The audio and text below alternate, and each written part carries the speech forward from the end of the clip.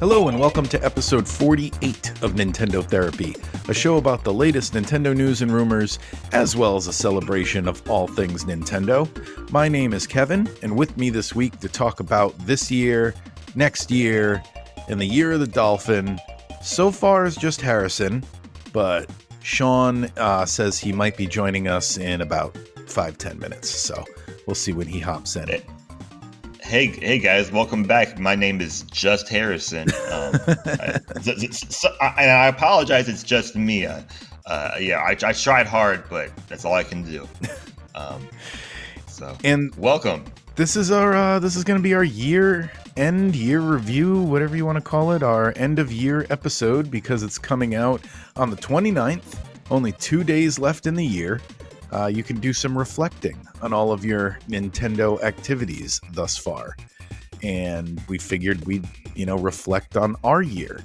So before we get into what we've played, I just thought, off the top of my head here, something I wanted to ask you, Harrison. Did you have a favorite Nintendo news story from the year so far? News story? That's a great question. I love the Switch 2 rumors. That's probably my favorite thing so far. I'll remember 2023 as the year of Switch 2 rumors. And I'll remember 2023 overall as just the year of very unexpected things. So I guess I don't know if we call it a news point, but I would say Mario RPG was one of the biggest surprises and maybe the biggest news story in my opinion. Oh, it was a huge year for surprises too. People forget that when they added Game Boy and Game Boy Advance to Switch Online, that was this year.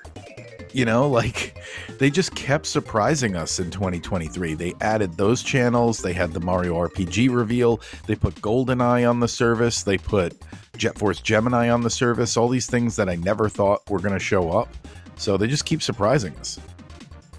Right. And yeah, I'll keep it positive. I could easily do a whole podcast on some of the not so good things. Some of the critical things I could talk about this year with Nintendo, but overall, I think my overall opinion of Doug Bowser changed a lot this year throughout doing this podcast and everything. Just just releasing a lot of fire this year. I thought the big news of this year was going to be the Mario movie. And it almost feels like that was a long time ago. And yeah, there's been so much that's happened since then. I did not think, I thought it was going to be Tears of the Kingdom, Mario movie, and then we're in the seventh year of the system. That's kind of it. So I don't even know. And they showed us, nope, we've got plenty left to string you along for as long as we want. You're at our mercy. Yeah. And then I'm sure we'll end the segment talking about next year. Another surprise. Metroid Prime. Metroid Prime came out of nowhere. Oh, the remaster. The remaster, yeah. Sure. Mm-hmm. Right. I think Pikmin 4 might have been a surprise too. We knew it was in development, but we didn't know it was coming. And I think that had a short reveal to release window. If I remember correctly, it was a month or two ahead of time.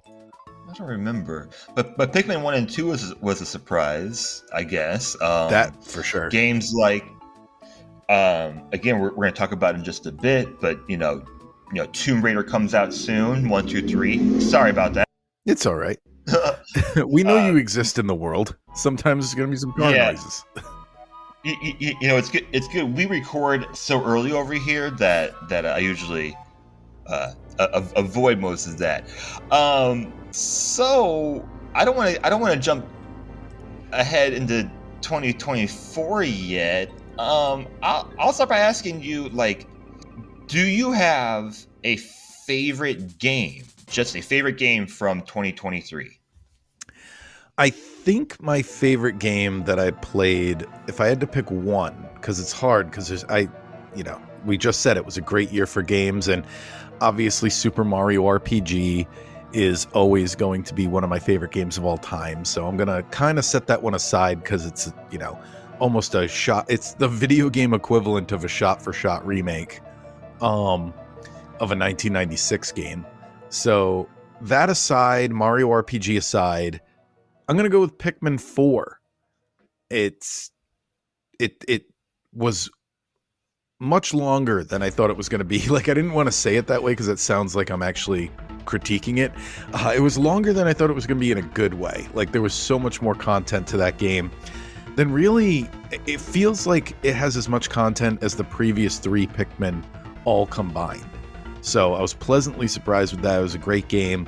And yeah, I think that was my favorite game of 2023, which is a surprise because at the beginning of the year, I would not have predicted that. Very cool. And I still have, I have the demo at this point. It is like way down on the Switch library. Have you played any of the other Pikmin games? Just one. Oh, okay. So, but yeah. Familiar with like how the franchise works, because we keep saying this about Switch because same thing happened for Animal Crossing, same thing happened for a lot of these franchises. Is I think Pikmin 4 was a lot of people's first experience with Pikmin, period. So hopefully that franchise continues to grow.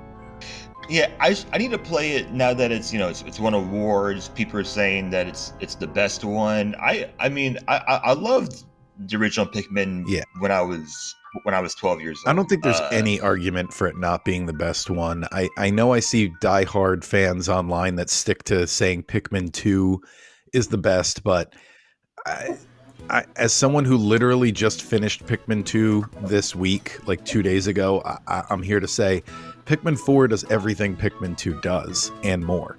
So, and ditto for any other game in the series. Except 3. 3 is like an anomaly in the series so far. But Pikmin 4 does most of what Pikmin 3 does. Well, I'm glad I'm gonna get to Pikmin 4 next year then. Because I liked 2, though 2 took me less time than 1, which was weird. It's definitely the most challenging in the series, and I'm not saying I didn't like it. I'm just saying that people online still to this day say it's the best. Oh, say it's the best. And I can't say. I haven't played them all. I really can't see any answer other than 4 being acceptable. Though so far, I thought 2 had the greatest story. This is the voice of Sean, by the way. If this is your first episode, oh yeah, sorry. Yeah, he finally made it. Sean's here.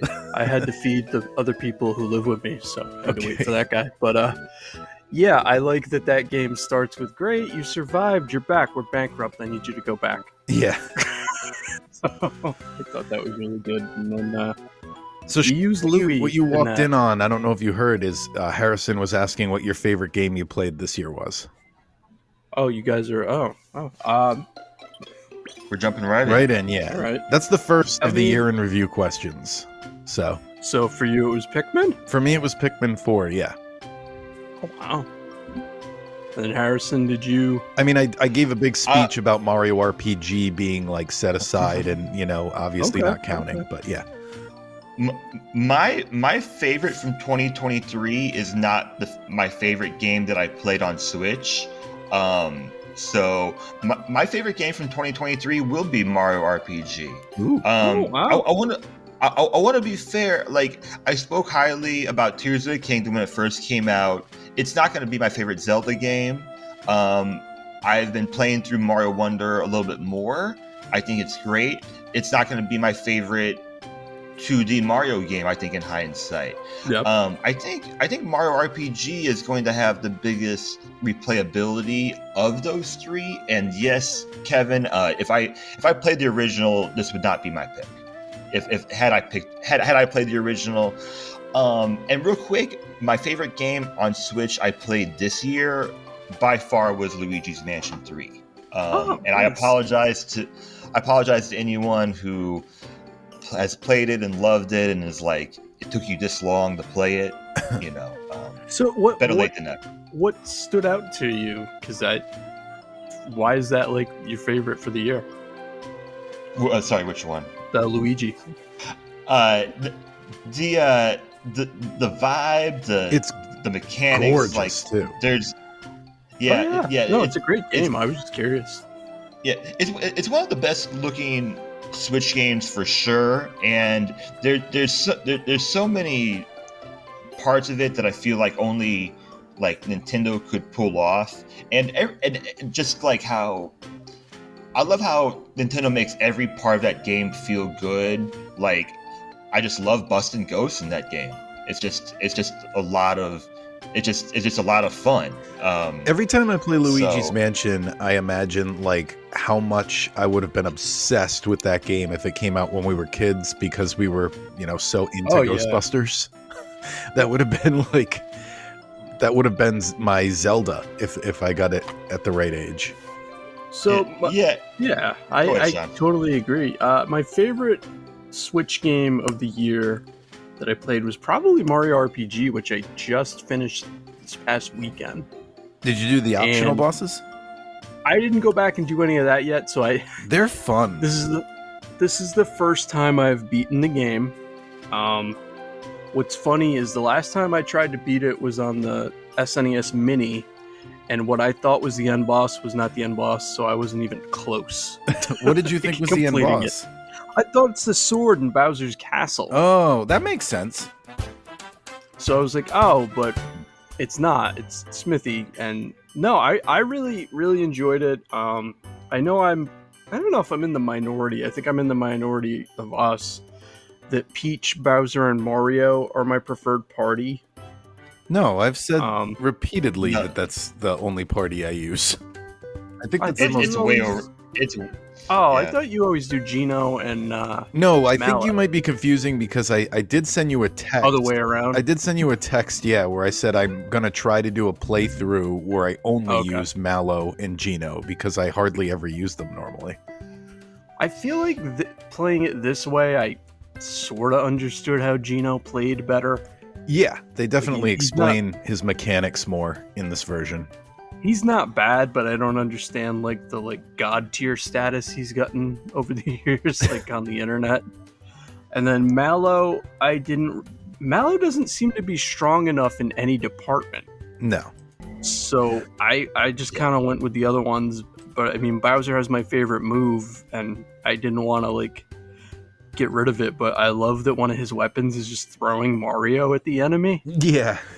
And that he has the little Yeah. stress doll when you can't throw him. So I thought that was Yeah. great. They needed But- more of those. Yeah. I think there's only 3 of them in the game. They rely too much on the chain chomps.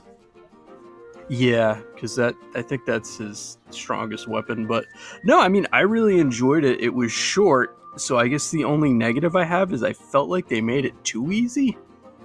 So Yep. it's gonna need a new game plus or a hard mode added or something, because literally the only thing that gave me trouble was the end boss. Everything else, like the arrow guy who I always get stuck on, I beat him first try. Yeah, and So I really that was think weird. to your point, the optional bosses that they give you after you beat the game seem like a crazy jump in difficulty as a result, which I finished them all. It's not like I was stuck on any of them for days or anything, but Yeah. compared to anything in the game, it's like, wow, this is 2 levels higher in difficulty. But I mean, it was just fun to finally experience it. I think the pirate ship was my favorite section, and that might have been my favorite boss, Mm-hmm. because I just love the design wise. I'm guessing the password didn't change No, from didn't. the okay. It didn't seem like it was something that was going to be randomly generated, but no, I mean, just overall, it was really fun and charming, and I think they did a great job remaking it.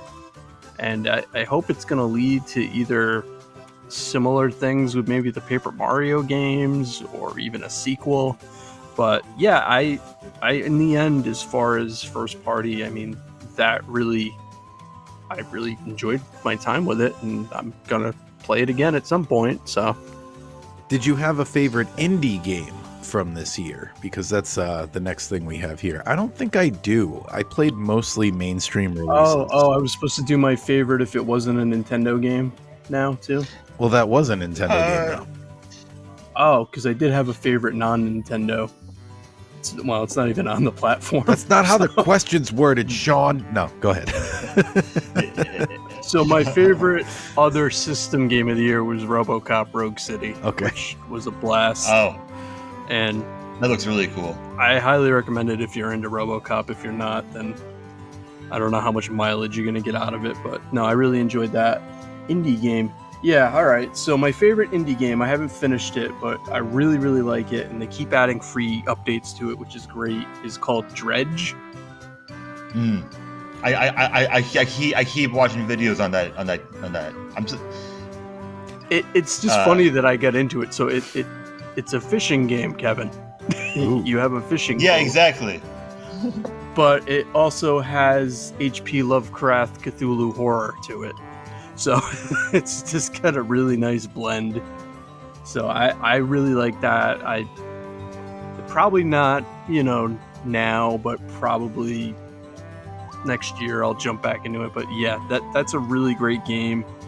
I was a little bummed it didn't get more indie awards.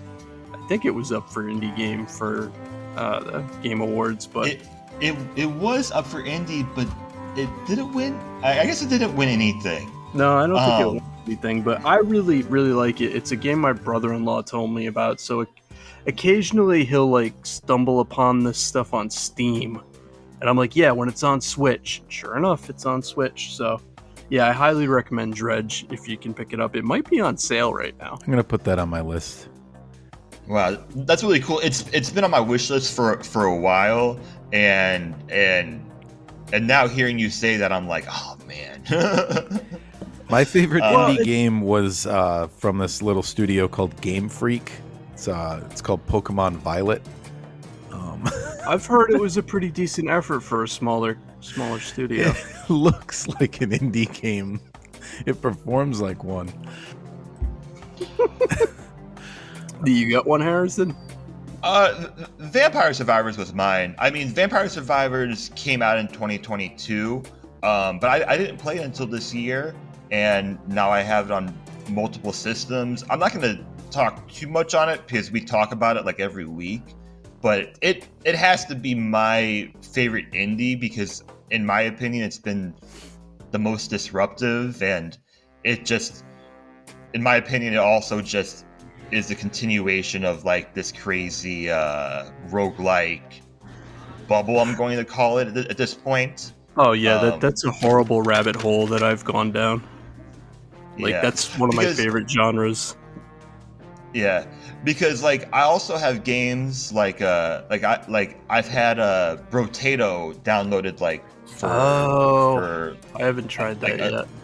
For a year now, and it's supposed to be phenomenal. But I just need time to play it as well. But this has been a great year for indie games, a pretty decent year for indie games on Switch. The ones I played on Switch, I played Death and Taxes this year, which came out a few years ago. I guess we would call Suika Game, which I'll talk about later. Yeah, I guess that could be an indie. I'd see that. It's more of a mobile, but it's sold millions and millions of copies on Switch already.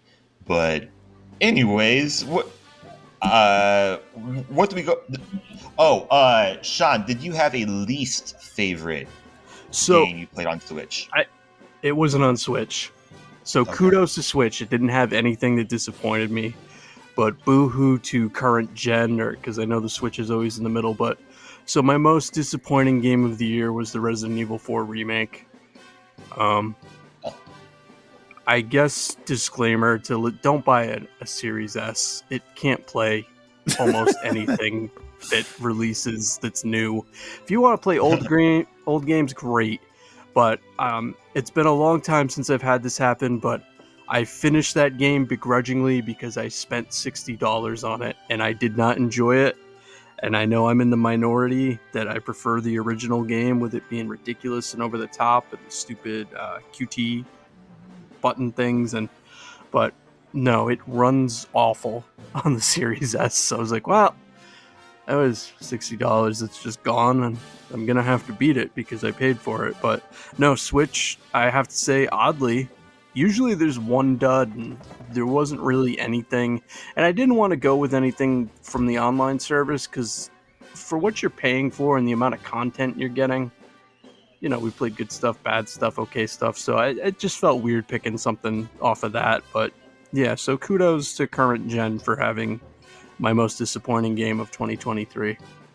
My least favorite game we did for the Spotlight. And I gotta say, I was... when we played Quest for Camelot, okay, I was really hoping that we'd find a hidden gem. You know, like I because I literally when we drew it, I had to work the next morning, and I watched a few videos at work of the game, and I was like, oh, it looks kind of like a Zelda-like this might be like a hidden gem. And then I came home and played it, and I was like, okay, cool. Maybe they put it on the service for a reason. Maybe it's actually a good game. And no, it was so disappointing and so bad. I can't even tell you how weird it is to load up a game and it's just silence. There's no music. There's no music on the menu. There's no music in the opening cutscene. It's literally 2 minutes before you get to the gameplay and there's music. It's crazy. No effort was put in. None. What the conversation was that led to that getting added. So that was my least favorite game of the year so far. I mean, it's perfectly understandable. Weird licensing for sure. Well, speaking of games without music, my least favorite that we played this year was Ignition Factor. Okay, which also fair. Which I gave a very. Looking back, I gave a very big effort to. I think in one episode you said you wanted to be the Ignition Factor guy, the guy who hates Ignition Factor. That was going to be your thing. Yeah, it was going to be my ice climbers. Yeah, it was going to be ice climbers for me. But here goes Harrison again, hating on Ignition Factor. The greatest Super Nintendo game ever made. Don't come after me, Ignition Factor people. But looking back, I think I almost finished it, or I did finish it. I think I actually got pretty. There's 5 worlds. It's not that long of a game, but that's how much you can't stand it, is you forced your way through it. But there's no music, which makes sense because the building's on fire. But also, we just talked about Luigi's Mansion and how satisfying the controls of the game can be. Ignition Factor, it's not satisfying at all. It's actually pretty stressful, and it's very hard to control where the water goes. So in a day and age where we have Power Wash Simulator and all those other life sims where you can satisfyingly, is that a word? Yeah. Spray the water. Then I would say it's that. But again, it's a online service game. It's a Spotlight game. I bet there's a few dozen people that play it every month. I guess what I'm trying to say is that it's been I guess if there was any game on Switch that wasn't good, I just avoided it this year. Yeah, I think I did the same, though. With Ignition Factor, I'm still waiting to run into a firefighter so I can ask them, so the hacking portion of your job, when do you guys do that? You gotta hack the fires. It's never come up before we played that game. Every fire is just a computer virus. You just need to know how to hack it. Yeah, it would be interesting to know how some of these games end up on the service, as you said. Like yeah, and that's a game, at least at the time, where it's like, all right, that's a cool idea I get from when it came out. It's like, hey, we'll make a firefighting game. It's like, yeah, all right. yeah. I mean, there's firefighting games now Right. that are actually good. So, did it inspire anything, from today? Isn't one of the Mighty Switch Force sequels firefighting?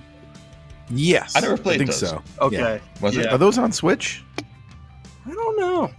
I mean, they should be. They're the Switch Force. It sounds like something that should be on Switch. Because I played it on Wii U. Yeah, that's where I played it yeah, too. I only played the first one. I didn't play the second one, but I think the I'm doing detective work as we speak.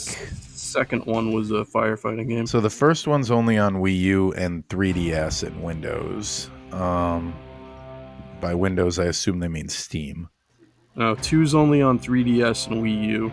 Huh.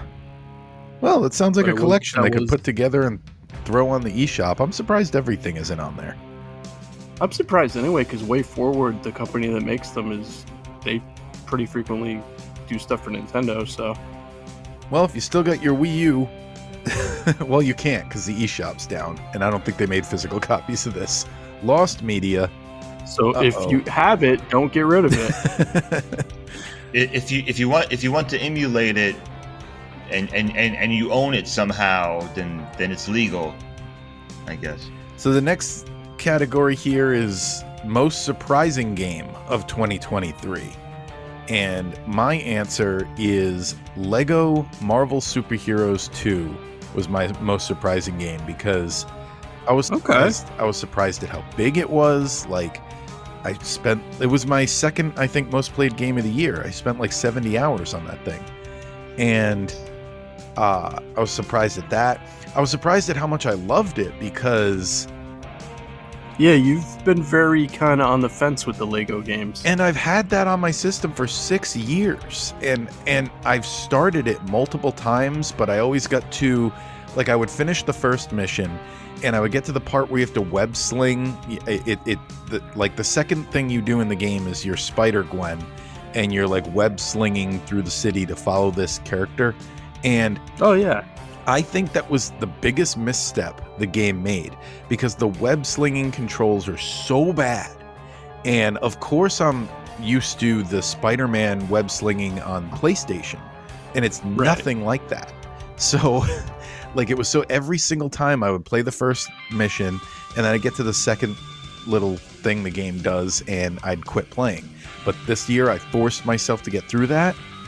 And once you get through that, I'm like, oh my God, there's a whole world of a great game on the other side of this wall. So that was my biggest surprise of the year, was how much I ended up liking that game. And all because I decided to knock off my backlog. So I had two surprises. They're both in the back catalog. I haven't played either one yet. My first one was the Jurassic Park Classic Collection even existing. Like, I was flabbergasted when they announced that. That's another surprise. Right before you got on the call, we were talking about all the surprises this year. This was a year of surprises. The Cowabunga collection, that was this year too, right? That was last year. Oh, that was last year? Never mind. But no, that because I've only ever bought from limited run games twice now, and my Jurassic Park experience was much better than when I got Hyper Light Drifter. But I had pre-ordered it before they even announced it had the Sega stuff. I was just like, oh, it's got that damn Super Nintendo game at save states, so I can finally beat that. Mm-hmm. So it's really cool to have that physically, and I'm looking forward to diving into those and finally crossing those off like Kid Me's list of, yes, you finally get off the island. But that surprised me. And then Borderlands 3, just like shadow dropping, and then me being able to watch reviews and every reviewer going, no, you can play it. It runs fine. And in a year, this was probably one of the worst years of ports on the Switch ever, as far as like stuff not working. So I'm just love that now I have all the Borderlands games on Switch, and 3 was one I didn't think I'd ever get to play. So it's just awesome to have that, and I think it's one of the only games I know of that's been ported over that they didn't lock the frame rate. and that seemed to help it run. So I'm wondering if that would have been a solution to Arkham Knight, is not locking the frame rate, but I don't know, because maybe there's just a whole lot more going on in that game technically. But yeah, those were my two big surprises, and I was just overjoyed with both. I never know when it comes to things like that, because like I'll see people like they'll take like ROMs of games and they'll run it on an overclocked Switch. Yeah. Where they like take out the frame rate and it runs a lot better. That's actually a good point, Sean. I couldn't tell you what year has been the worst as far as ports go, but this has been a year of ports that should have worked well, not working, and ports that we weren't too sure about actually working well. Like, anyone that I know that has played Hogwarts Legacy on Switch has had good experiences with it. And I was convinced that game wasn't even going to actually come out on the system because of how massive it was and how much of a project it was going to be. So, yeah, that is very cool. My most surprising was Suika Game. I'm going to choose a stupid, almost borderline mobile game, but I've spent too many hours and I still haven't gotten the watermelon just yet. I'm just surprised that like there can be a game that comes out that I never hear about, and then it's on the top charts. Oh yeah. For multiple regions for weeks, and I'm just like, this is what everyone's playing now. So I guess, does that have a demo? I don't know. Or is that like $3? It's like $2. Oh, it's like $2 or $3. It's so much. It's so stupid, but it's so much fun. And then the fruit, like it jumps and it'll pop out, and you're like, oh. And then it's so easy to like just click play again. Yep. And then just start it all over. It's Tetris. It's Dr. Mario. It's all of those things. So I guess I'll finish this part by saying that, you know, this year has proven to me that I just don't know anything about games. Like we come on here and speculate, which is tons of fun, but in reality, like, I really have no idea what will come, what's going on, what will come tomorrow. Mm-hmm. We're just guessing. So what else? Sean, do you have a most replayable game of 2023? Yeah, I do. Yeah. This one, I had to put it somewhere. So Vampire Survivors is the most replayable game of 2023. And I haven't gotten my Nintendo, like, infographic thing of my year, but I'm sure it's, hey, you spent an entire month of your life playing Vampire Survivors. But it's just addicting and fun, and they keep adding to it, and I don't know, it's just, I love that you told me about it, and at the same time I curse you for it because I can't stop playing it. It came out in August? So yeah, that's my replayed. Yeah, it's one of those games that should be on everyone's system, but at the same time, you might end up not playing other games because you're playing that one, and still haven't found that vampire. Yeah, I haven't found a vampire either. Can't find that vampire anywhere. So yeah. Kevin, how about you? Did you have a most replayable? Well, I agree with you on Super Mario RPG. That's definitely, you know, just throughout the rest of my life going to be on replay. I've said it on here before. I think I'm just going to keep playing it in a loop, and I think I'm going to be starting a new file soon where I only use Mallow and Gino because I want to experience the game that way. But other than that, Mario Wonder, I think I'm going to be replaying a lot because there's something about that type of game where, like, the first time through, there's like this pressure I feel to 100% complete it. And then once that pressure is gone, okay, I did that. It's done. I know I can do it. You can just enjoy it. Exactly. I do another playthrough where I just enjoy it and I just do the things I feel like doing and not trying to do everything. And I end up enjoying it a lot more. I liked Wonder, but it really more made me excited for where the series is going. I agree. I don't know if I'll...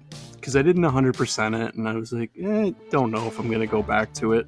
I just wish there was a way to start like a new game plus with all the badges you have, because at the very end of the game you get those badges where you can start the level with the upgrades, and I'm just like, I would love to start a new file with that and not have to go hunt down the power-ups I want. That's a great point. I think that's something that's present in quite a few Nintendo games. Now that I think about it, where you want to start over, but then it's like, do I want to spend 20, 30, whatever game it is, however many hours just getting everything back. So I totally understand that. That's a great point.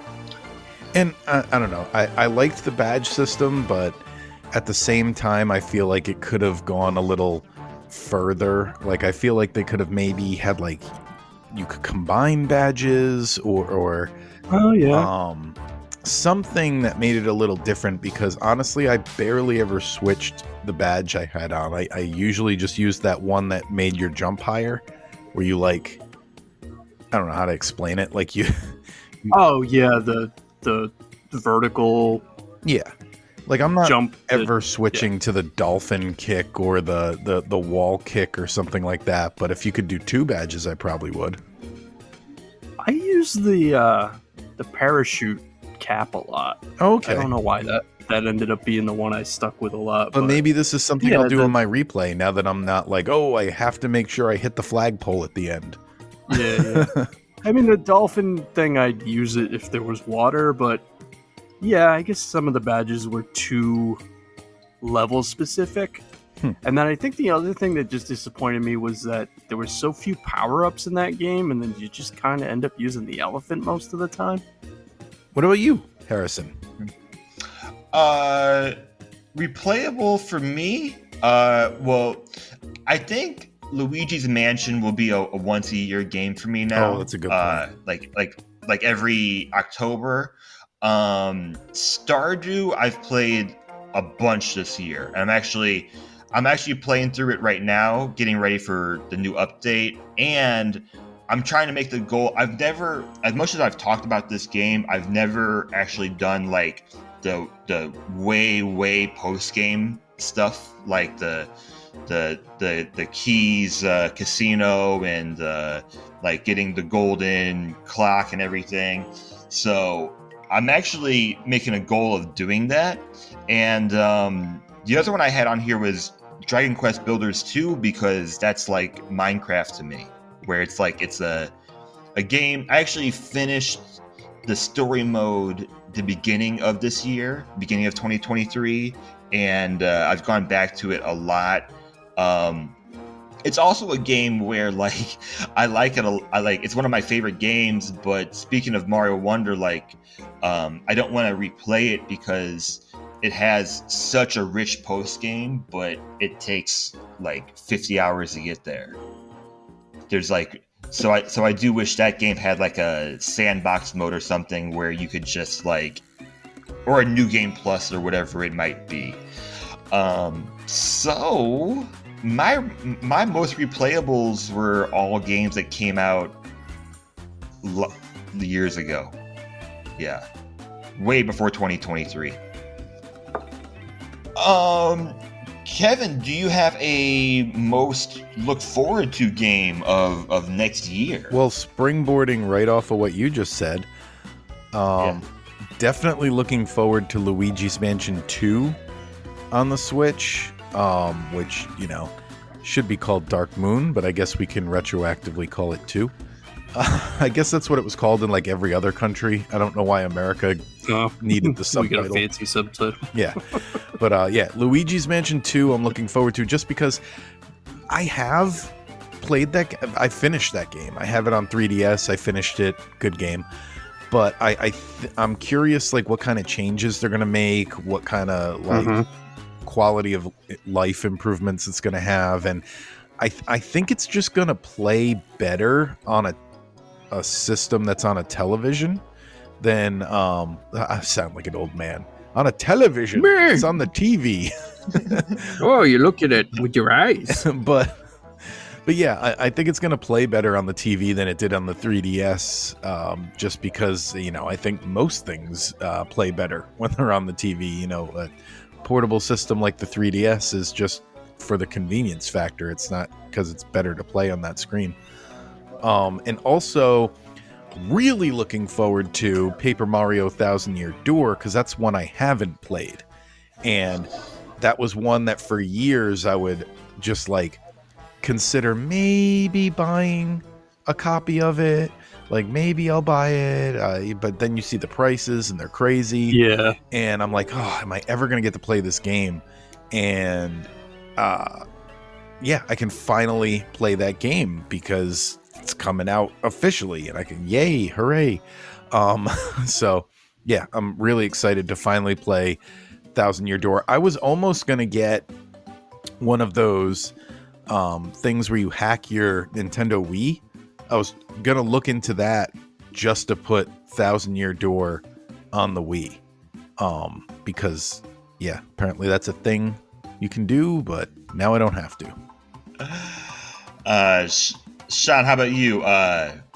Game you're most looking forward to next year? So, for me, it's Little Nightmares 3. I'm very excited for that. I enjoyed the first two. And again, that was another, that'll be on the next Nintendo system. That won't be on Switch. So I'm like, oh, great. It'll be on Switch so I can play it. So I really love the atmosphere of those games. They do a great job of, mixing platforming with puzzles, and they're actually kind of creepy. So I really like that. And then I think the one that's big for me right now, just because we don't know, as we've said so many times, what's coming, but it's just to get to play Dark Forces again, because I haven't played that since it came out, and I'm just really excited for that remake. And I actually played it on the PSP. They released it for that, I remember. Or no, it wasn't released for the PSP. What happened was you could get the PlayStation version on the PSP. That's what it was. So I haven't played it since then, but yeah, I completely forgot that was a thing. Thanks for reminding me. I think that's beginning of the year next year. Sweet. But yeah, I'm just really hyped for that. And then, I don't know. As I say, I would love a Donkey Kong Country remaster trilogy. And well, that's a launch title for the Switch too. Is Donkey what Kong Country 5? That could be. Tropical Freeze is 5. 6? So it'd be 6, but yeah. But I don't know, because as we've said too, like, they changed the rules this year so much and did so many things we didn't think they'd do that I have no idea what's coming. So yeah. Dark Forces Remaster comes out on the leap year. It comes out on February 29th next year. Nice.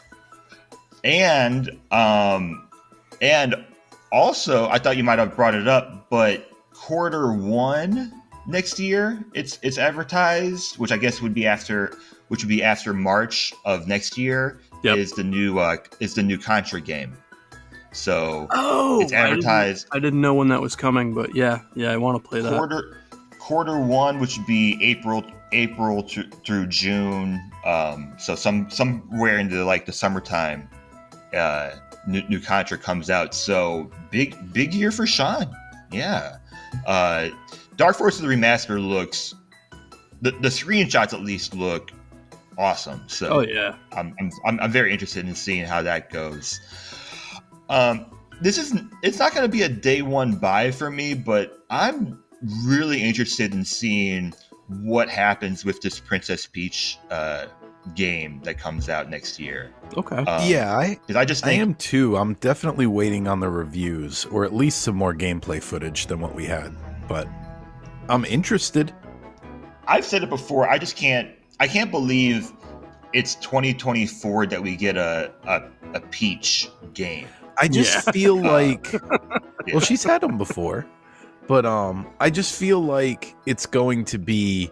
I'm afraid it's going to be a really simple, short game, and I'm waiting for Yes. something to show me that it's going to actually have some depth to it. But I don't know. I have this feeling that it's just going to be like a collection of mini games or something like that, where you play it for 2 minutes at a time, and I'm like, that's not what I want. But if it's like a full on, Mario Wonder level, well, that's kind of a high standard. But even if it's a new Super Mario Brothers level platformer.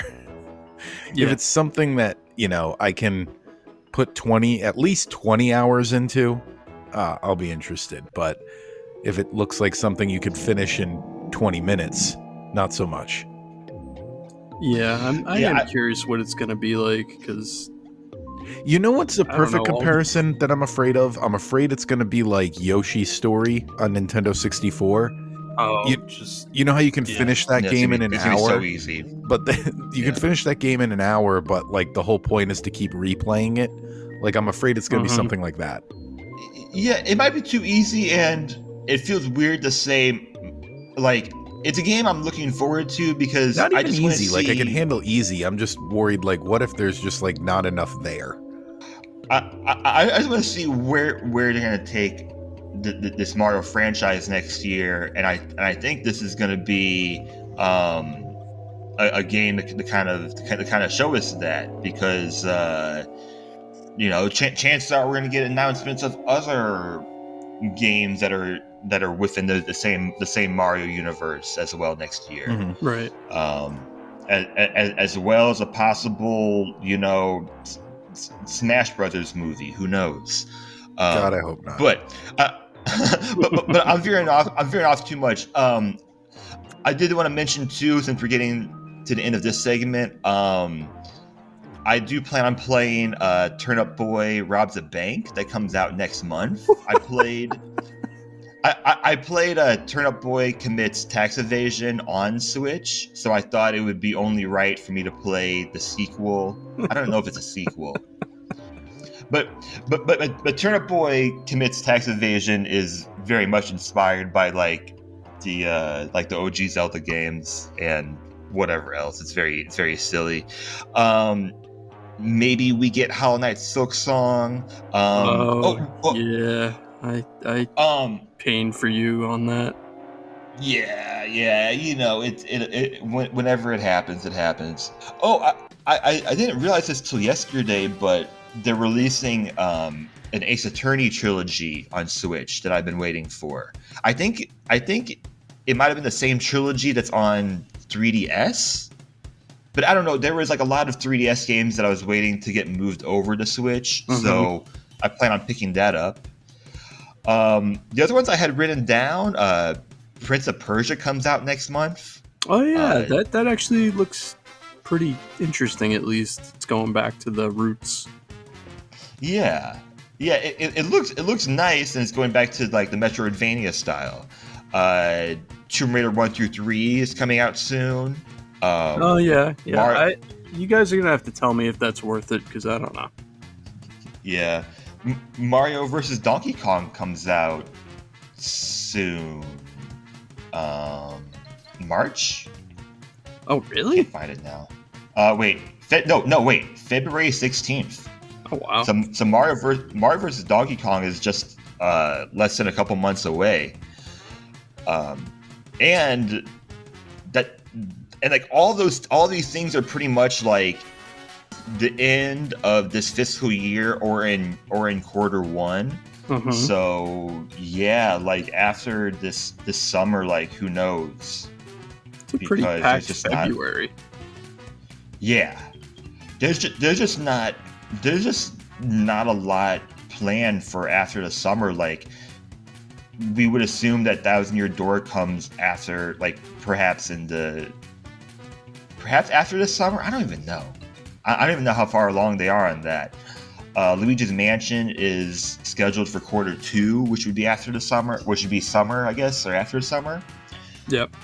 So we'll see. I mean, I thought 2023 was going to be kind of light, and then Nintendo said nope. And they said, give me all your money. They said no.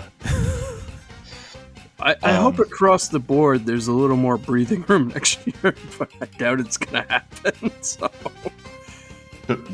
breathing room for release some bad games next year. Like, there's just so much stuff that's worthwhile, and I still haven't got to all of it. And yeah, it's not gonna happen. It's only gonna accelerate. Like we're gonna get a new Switch system.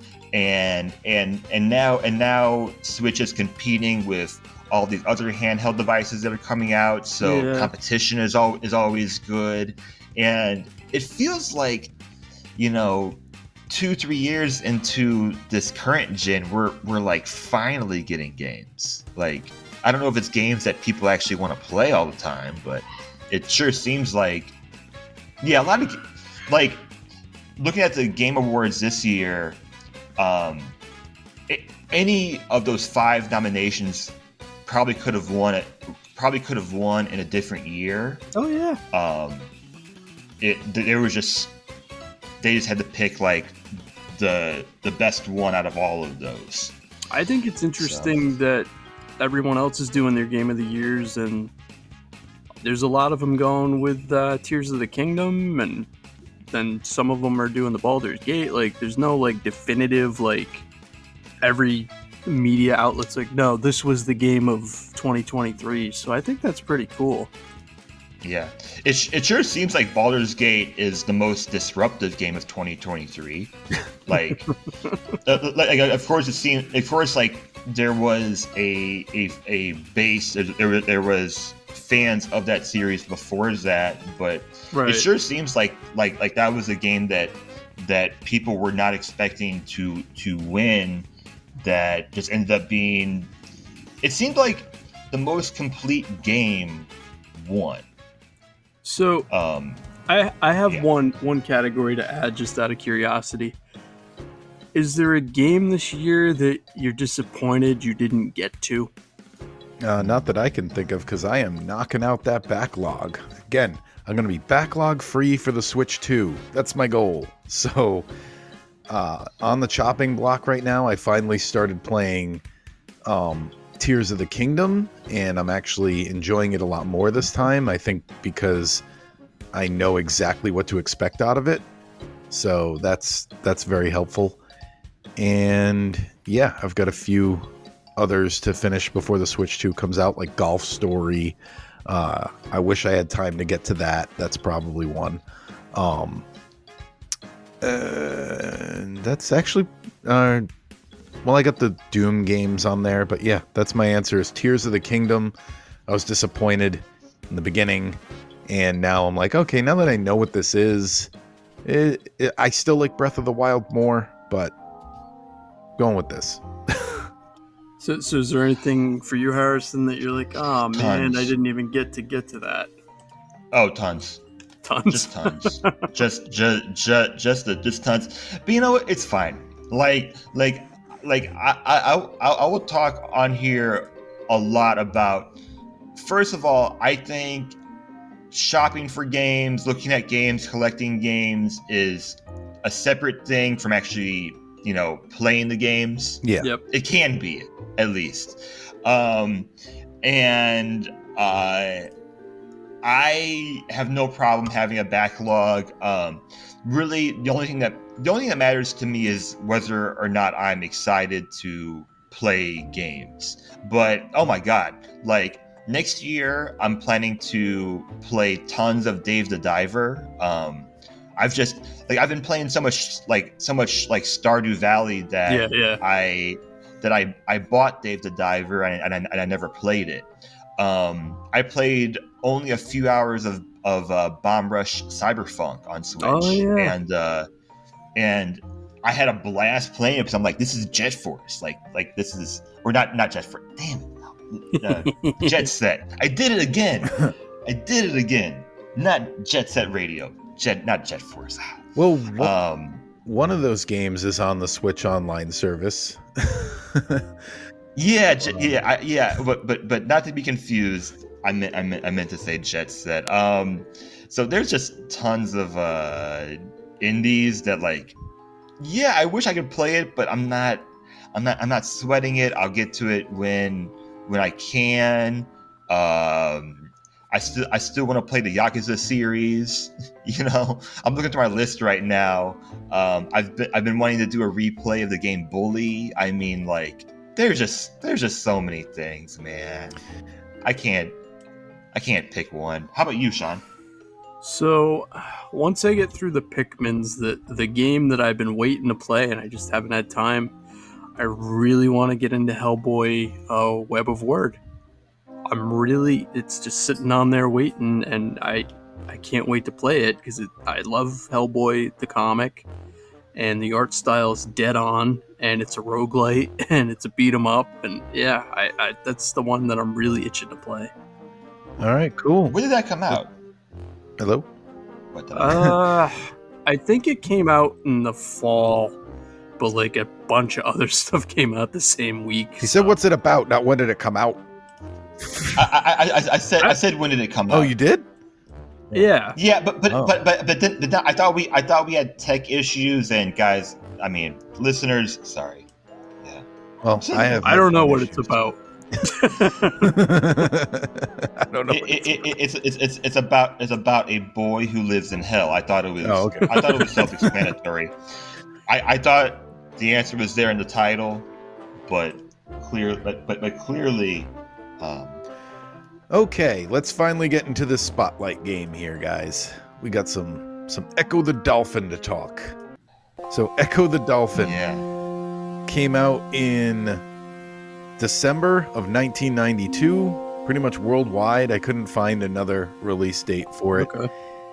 And Ecco the Dolphin, this was basically the Mario Kart 8 of the Sega Genesis. I feel like everybody had this. Like, everybody who had a Sega Genesis had Ecco the Dolphin, and I'm not sure why. Did everybody play it this week? Yeah, it feels like... I played it, and I have a lot of, like... Yeah, I feel like everyone... If you had a Sega, it was like, oh, you have Ecco the Dolphin, right? It's like, well, no. And like, what do you do now? And I mean, it must have done well enough, because it got Tides of Time and then Echo Jr., but... It got a few, yeah, and it had. Well, I was going to talk about this later, but there was also. So there was a Dreamcast game. There was Tides of. There's Ecco the Dolphin. There's Ecco the Tides of Time, which came out in '94. There's Ecco Jr. from '95. Then Ecco Jr. and the Great Ocean Treasure Hunt, '95. Ecco the Dolphin Defender of the Future came out on the Dreamcast in 2000, and there was a planned second Dreamcast game, Defender of the Future. Wait, sorry. Defender of the Future was the one that did come out. Sentinels of the Universe was canceled. It was supposed to come out in 2001. And in 2016, a playable build of the game was leaked online. So if you know how to do those things, you can go play that unreleased Ecco game. Also, in 2013, the creator of Ecco the Dolphin started a Kickstarter to make a new game called The Big Blue, which was going to be followed up by a prequel called The Little Blue. Yeah, I saw it. I think that's related to he also had to like fight to get the rights to the franchise back. Right. So I think he got them and then started that. Was Sega really like, no, you can't have the dolphin back? I mean, it is a recognizable brand. They were. It is, but I don't know anyone who's like, you know, what's my favorite Genesis game? What? Ecco the Dolphin. They're out there. But it like that's legit like what is going on. The Kickstarter needed to raise $650,000. It raised about 55,000. So if you want to, Sean, if you want to find out how many Ecco the Dolphin fans there are, not as many as we thought. There's not so many. I don't know if this game would have came out on like iOS. I guess it would have came out on Steam. Ecco the Dolphin is actually. I'm surprised how much it's ported. It's ported on Steam. It's in every Sega Genesis collection thing that gets released. Yeah, it reminds me a lot of Super Metroid in the basic gameplay mechanics. It's got that open world, but there's roadblocks feel to it. It just is never a game I've been able to get into, and I've tried multiple times. Yeah. Something about this game puts me to sleep. I don't know what it is. Maybe it's the music is kind of like sleep inducing, so it might be the music. Yes. But it's got a weird story that's hard to follow too, with like this time travel plot with aliens, which is not something you expect in a dolphin game. I knew the aliens. I didn't know there was time travel on top of that. Yeah, there's a part in the game where you talk to this giant whale that's missing a jelly bean, and he sends you 50 million years into the past to get this, like, it's like a strand of his DNA. And he sends you 50 million years into the past to get it from himself in the past, which I don't understand, because it's like, well, if you don't send me on this mission, won't you not lose it in the past so that you'll have it now? I don't know. But yeah. Okay, so jelly bean. Got it. I was so surprised by, because I didn't play this game in the past. I'm surprised by the story and like just for a game that was reviewed so well and then also sold so well. Like, I think this game was a huge risk at the time. Oh, it screams indie game to me. Like, I'm shocked it was like a Sega made thing. Well, yeah, like even just imagining like how you pitch a game like this is wild to me. Like, well, going back to the music for a second, Sean, don't you think, because this is a thing that I see listed, like, where people do like this soundtrack, don't you think that this is a game that would be much better if you put it on mute and you listen to the Donkey Kong Country underwater music instead? Oh, absolutely. The music in this game is more like nature documentary, and it's like, well, that's not what the game is. The Donkey Kong Country underwater music, like, oddly fits perfect. Yeah, I definitely think so. Yeah, the music's weak, and I mean, I played it off and on through the week, and I couldn't really get far, and I sort of understood what I was doing, but then Echo doesn't control great, so I'm like, well, I'm not good at making the dolphin go where it needs to go. And then I die, and I'm like, I don't even know what killed me, and then where I'm back, and I saw a killer whale at some point, and then I don't know if that I was supposed to fight it, and then I found 2 crystals, and I don't know, like, it's just a weird game. It's a weird game. It's not bad. It's just an oddity is really all I have for it. And then, like you said, Harrison, it's like, yeah, for especially if you watch that Sega documentary and they're like, oh, we're all edgy and, more badass than Nintendo. So here's our dolphin game. And it's like, okay, how did you guys even market that with your whole Sega does what Nintendo doesn't? Nintendo. That is kind of true with this game. Like, Nintendo doesn't have an Ecco the Dolphin, I guess. Sean, do you think the developers of Subnautica are fans of Ecco the Dolphin? I think it wouldn't surprise me if somebody on that dev team was like, yeah, I liked it. I was one of those kids. Because I couldn't remember if there was a Genesis bundle that came with it. because I feel like this was a pack-in game at some point too, but maybe it is like Mario Kart 8 and it's just, oh, here's your Genesis, here's your copy of Echo the Dolphin, enjoy. But I don't know anyone that's beaten it. I don't know anybody who's like super into it. It's one of those things where there's not like a lot of collectibles and things being made now for it, so I don't really know where Echo stands in video game history other than just this weird thing in the 90s. Well, I did reach out to the corners of the internet to get people's thoughts on it. So here's some Nintendo therapy feedback from fans on Ecco the Dolphin. So thank you all for your submissions. Here we go. By Clayman55, I'm always so confused by this game's legacy. There you go, Sean. I can never tell if people like it or are sarcastically memeing on it and calling it badly designed like the angry video game nerd. I didn't know there were what? I don't know.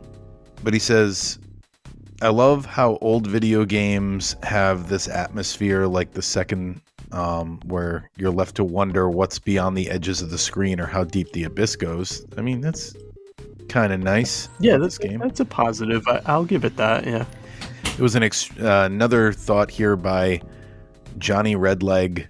It was extremely frustrating game. There was a level, for example, where you had to take a large conch shell, balance it on your nose. Yes, I remember this part. To like collapse a wall or something. But if you dropped it en route, you couldn't pick it up again. And if the conch didn't destroy enough sections of the wall, you pretty much had to start the level over. So yeah, I agree.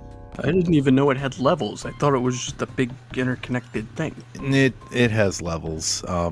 I only know because I watched a bunch of I played it for a little this week, but I've been playing it for a little all my life. So I decided to see what the rest of the game was, and I watched a bunch of videos this week.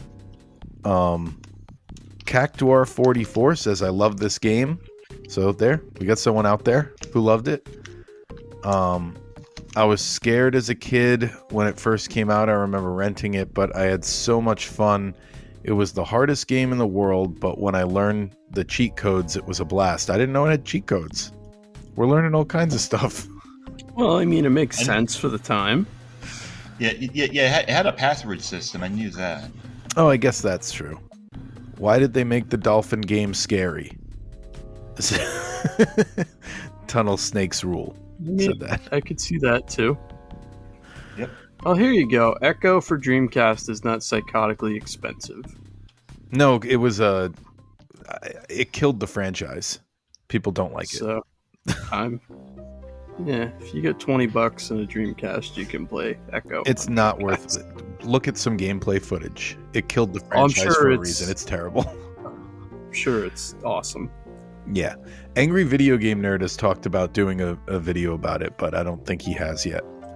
It's a very bad game. But thank you all for your submissions on this game. Let's find out where we rank this thing. It has the weirdest title screen too. What's the title? I can't remember. It's just the picture of Echo looking at you please hit start. I promise it's worth it. So I'm putting this, I have a clump on my list of rankings of Sega Genesis games that I don't think I'm going to play again, but I recognize are better than some of the other games on the list. So this is going to go number 36, which puts it just below Dynamite Heady, which I might play again. That's my line for everything below this. I'm probably never going to play again. So I put it below Dynamite Heady, and I put it right above Comic Zone, which was the game that I made a big fuss about. I'm never playing this game again. I've given it enough chances. I'm done. So I put it at 37. So that puts it under Kirby 64 and above Scat. That's so funny. One different. It's just an oddity. I don't think it's bad. And I'm sure there are people that enjoy it, but I I also didn't own a Sega, so it's like it's just a thing that some people I knew had, but it doesn't have much impact on my gaming history. So, I mean, if you want to check it out, but just be prepared for kind of some weirdness that looks pretty. Yeah, I think that was the whole appeal of it at the time, was that it looked better than anything else in '92. Harrison, where do you rank it? I put it 35, so about the same. Yeah, I wasn't peer pressured, I promise. The last part of my notes on this game, the last question I asked myself was, who would you recommend this game to? I don't know. Like, it's such an obscure. Like, are you really good at unwieldy underwater controls, and you have to worry about your breath? Yeah. So I was actually, I was thinking about it. I was going through the list, like the other games we've played, and thought, what other games have we played that I feel the same way, where it's like, I don't even know who I would recommend this game to, depending on what their play style would be. So Yeah, not a game I would go back to, and it's not taking up a whole lot of space on the online service. So why not? I guess there should be like a why not group. Like what did we review last week? I can't even remember now. Kirby 3. Yeah, Kirby 3, exactly. Like, why not? Like, why not have all the Kirby games on the system? Sure. So yeah, let's find out what we're playing next week, randomizer. Please, something. What is good. our first game of 2024? Oh yeah, first game of 2024.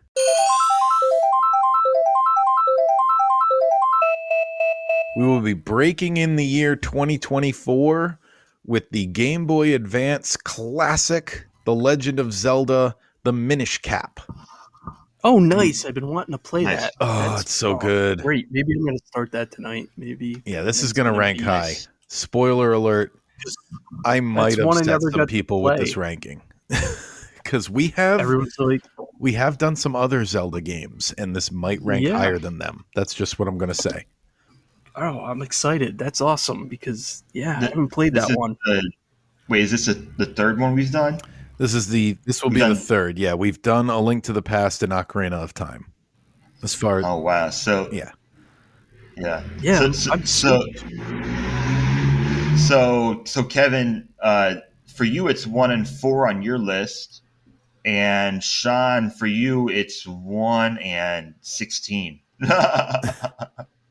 Yeah, you have a Link to the Past is 1, Ocarina of Time is 16. Don't remind the lynch mob that Sean put Ocarina of Time down at 16. Boy put F-Zero X above Ocarina of Time. It's fine. He can like Kirby Adventure above more than We're all about